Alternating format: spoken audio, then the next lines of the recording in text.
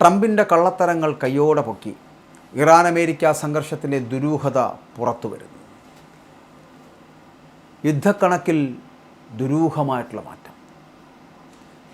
Iran America സംഘർഷമെന്ന് പറയപ്പെടുന്നത് കണക്കില്ലാത്ത മരണങ്ങളുടെ ഒരു പ്രക്രിയയായിട്ട് മാറി.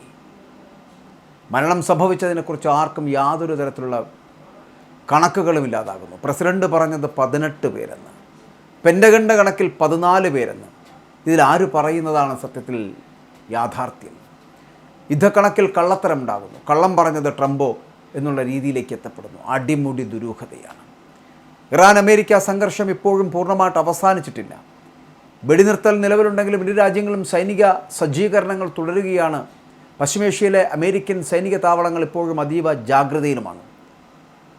പക്ഷേ ഇവിടെയാണ് മരണങ്ങൾ എത്രയെന്ന് ചോദിച്ചാൽ ട്രംപ് പറയുന്നതാണോ ശരി, അതോ പെൻറ്റഗൺ പറയുന്നതാണോ ശരി എന്നതിനെക്കുറിച്ചൊരു താരതമ്യം ചെയ്യേണ്ടി വരുന്നത്. ട്രംപിൻ്റെ കള്ളത്തരങ്ങൾ കയ്യോടെ പൊക്കുകയാണ് ഇവിടെ.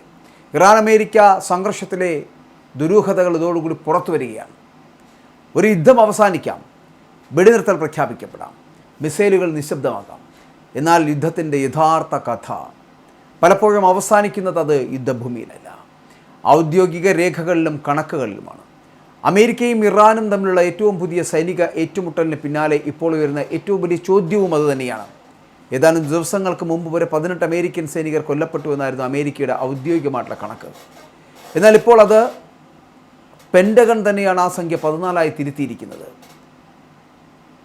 4 സൈനികരുടെ പേരുകൾ ഔദ്യോഗിക യുദ്ധമരണ പട്ടികയിൽ നിന്ന് അപ്രത്യക്ഷമായിരിക്കുന്നു. യുദ്ധത്തിൽ ജീവൻ നഷ്ടപ്പെട്ടവരെ പോലും പിന്നീട് കണക്കിൽ നിന്ന് നീക്കം ചെയ്യേണ്ട സാഹചര്യം എങ്ങനെയാണ് ഉണ്ടായതെന്നുള്ള ചോദ്യം പ്രസക്തമല്ലേ?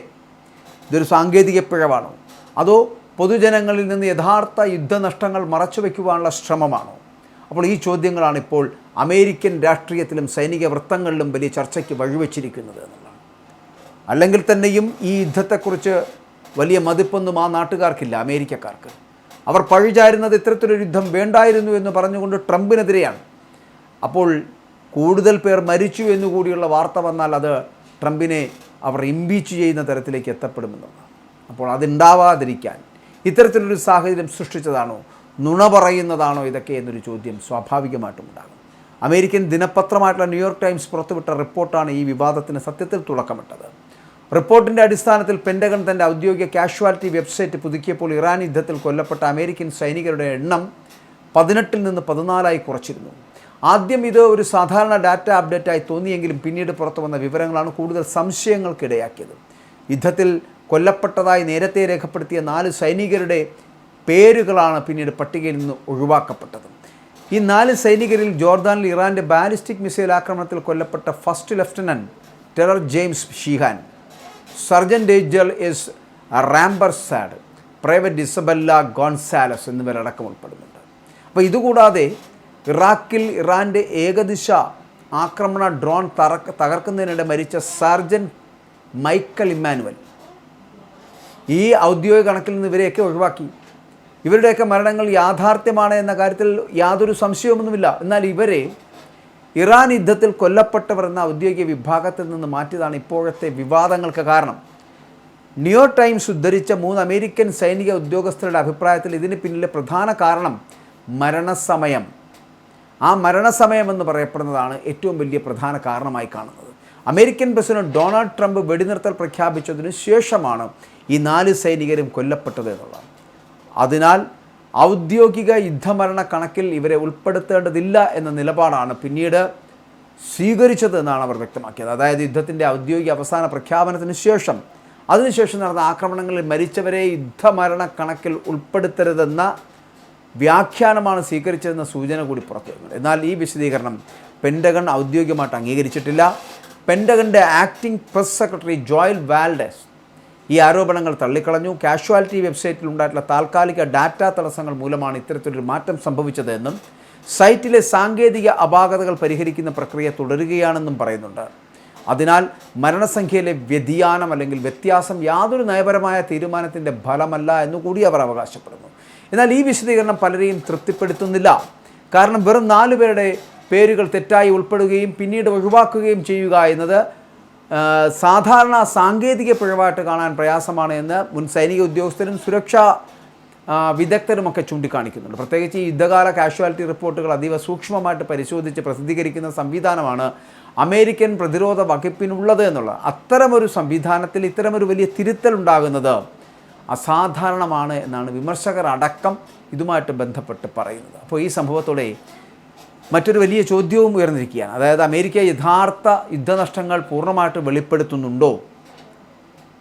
റിപ്പോർട്ടുകൾ പ്രകാരം ജോർദാനിലെ ഇറാനിയൻ ആക്രമണത്തിൽ ഡസൻ കണക്കിന് അമേരിക്കൻ സൈനികർക്ക് പരിക്കേറ്റതായിട്ടും നിരവധി ഹെലികോപ്റ്ററുകൾക്ക് കേടുപാടുകൾ സംഭവിച്ചതായിട്ടും വിവരങ്ങളൊക്കെ പുറത്തു വരുന്നുണ്ട്. എന്നാൽ ഇത് സംബന്ധിച്ച ഔദ്യോഗിക വിശദാംശങ്ങൾ പെൻറ്റഗൺ പൊതുജനങ്ങൾക്ക് നൽകിയിട്ടില്ല. പ്രവർത്തന സുരക്ഷയെ ചൂണ്ടിക്കാട്ടിയാണ് പരിക്കുകളെക്കുറിച്ചുള്ള വിവരങ്ങൾ പുറത്തുവിടുവാൻ അവർ വിസമ്മതിക്കുന്നത് എന്നാണ് പറയപ്പെടുന്നത്. അപ്പോൾ ഇവിടെ അമേരിക്കൻ നിയമപ്രകാരം യുദ്ധത്തിൽ മരിക്കുന്ന സൈനികരുടെ വിവരങ്ങൾ രേഖപ്പെടുത്തുകയും റിപ്പോർട്ട് ചെയ്യുകയും ചെയ്യേണ്ട ബാധ്യത അത് പ്രതിരോധ വകുപ്പിനാണ്.